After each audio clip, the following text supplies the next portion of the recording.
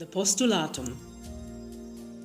Daniel arranges to go to Rome on the 15th of March 1870, on the occasion of the First Vatican Council, in order to present a motion, referred to as Postulatum, drafted by him in order to enlist the support of the bishops of the worldwide church for the systematic expansion of evangelization among the peoples of Central Africa.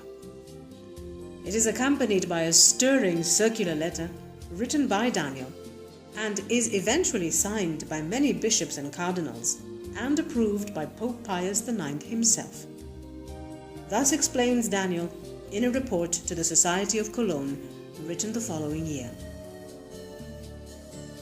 The work of the regeneration of Africa is a more urgent, difficult and gigantic task than ever. To put the principal lines of the plan into practice as I conceived it in my mind, and to give it an enduring foundation, the general participation of all the world's Catholics as one body is essential.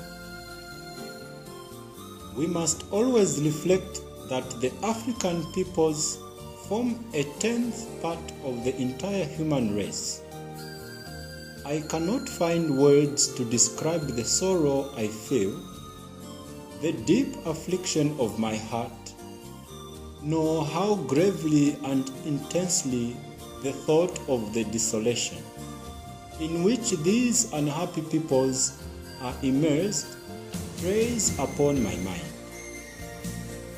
I have been an eyewitness of these spiritual bonds and the deep misery of these unfortunate people. The thought of the enormous human misery which weighs upon my beloved Africa gives me many sleepless nights, and in the morning I rise wearier than I was the previous evening after a busy day's work.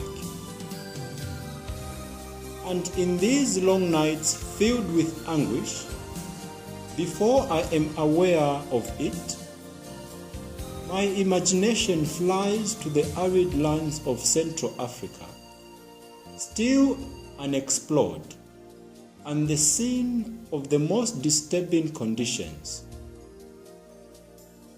Then in my mind I travel all over civilized Europe and look around to see if there is even a glimmer of hope that could be of benefit for my poor Africans.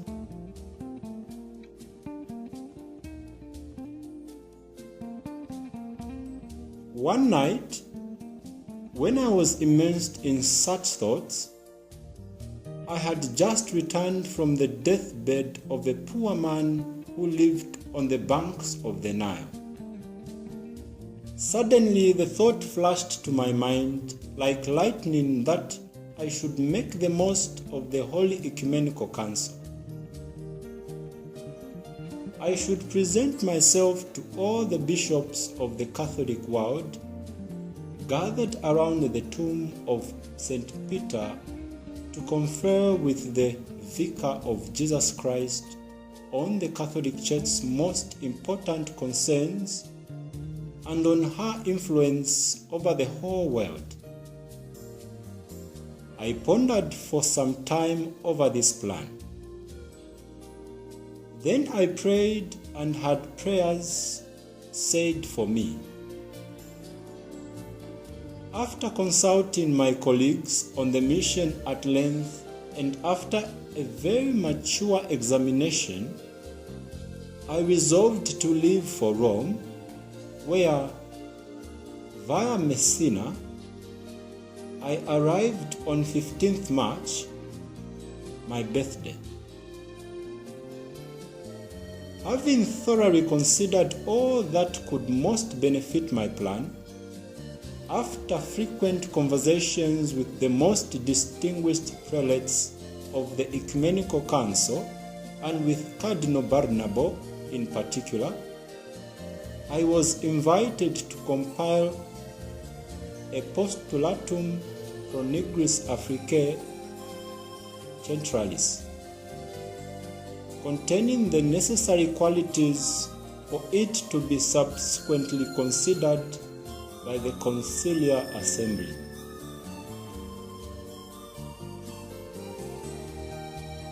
Thus, with the unique help of divine grace and with an indescribable effort, I succeeded in submitting it to the Commission. I had to visit 600 bishops, many of whom signed the Postulatum. This commission consisted of cardinals, patriarchs, archbishops, and bishops, and had been appointed by His Holiness Pius IX to gather and examine the proposals of the Council Fathers. It approved my postulatum because the subject it contained was of service to the Universal Church, and it therefore agreed that it should be submitted to the Council. Finally, on that memorable day for the Catholic Church, 18th July 1870, the postulatum was submitted to His Holiness by the Secretary of the Commission for Postulati. Pius IX deigned to sign it and established that it should be addressed at the Council in the category of De Missionibus Apostolicis. In brief, I cannot list all the future advantages which the postulatum will bring, since it recommends to the Universal Church the important matter of Africa and of Central Africa. It was received with great interest by the bishops of the Council.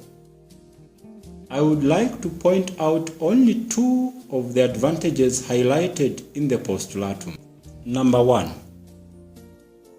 as soon as the great problem pointed out in the postulatum had been discussed at the Council, the Catholic world would recognize it as a perpetual appeal extended to all the peoples of Catholic Christianity, zealously to promote the conversion of the Africans, and in all ages to help the missions in Central Africa until Africa becomes Christian. Number two, not only will Catholic collaborators and zealous apostles for Central Africa emerge from the Catholic dioceses, but also the Catholics of the whole world, by making donations, will take care to procure the necessary material aid so that all the enterprises to be undertaken for the conversion of Africa will make the best possible progress.